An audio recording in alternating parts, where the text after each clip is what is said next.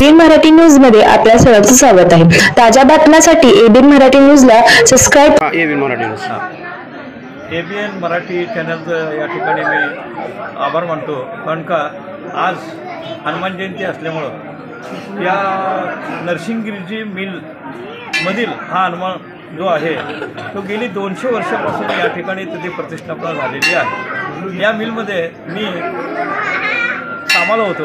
माझं नाव हरिभाऊ धोंडोपंत कुलकर्णी। मी या मिलमध्ये 35 वर्ष सर्व्हिस केली। 2002 मध्ये मिल बंद पडले आणि त्याच्या आधी जे नरसिंहगिरी मिल राजे जे होते, म्हणजे मिलचे मालक, त्यांनी गव्हर्नमेंटला नाममात्र भाडं देऊन किंवा माझं एखादं काम होते त्यात हा तो काम करून देतो, अशा पद्धतीचा अनेक लोकांची श्रद्धा आहे।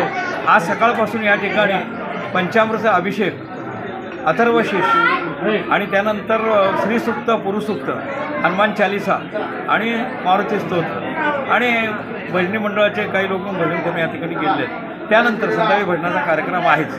आणि सोलापुरातल्या लोकांची अशी एक श्रद्धा आहे की हे जे मिल आहे वर्षातून 2दाच उघडतात। ते 2दा न उघडता एक संक्रांत आणि एक हनुमान जयंती, त्याच्याऐवजी जर आम्हाला हे कायमस्वरूपी जर आम्हाला श्रद्धा त्यांची असल्यामुळं उघडत ठेवलं तर हे गव्हर्नमेंटच्या आधिपत्याखाली मिल असल्यामुळं त्यांना आम्ही विनंती करतो आहे मुख्यमंत्र्यांना किंवा महाराष्ट्र शासनाच्या सगळ्या मंत्री लोकांना की ही मिलचे वैशिष्ट्य असल्यामुळं सगळ्यांना हे श्रद्धा असल्यामुळं मारुतीचे दर्शन घेण्याकरता खुलं करावं, असे आम्ही मारुतीला साकडं घालतो की हे आमचं सोलापूरकरांचं जे मागणं आहे ते मान्य करावं आणि देव त्यांना आशीर्वाद देऊ, चांगली बुद्धी असं या ठिकाणी म्हणतो।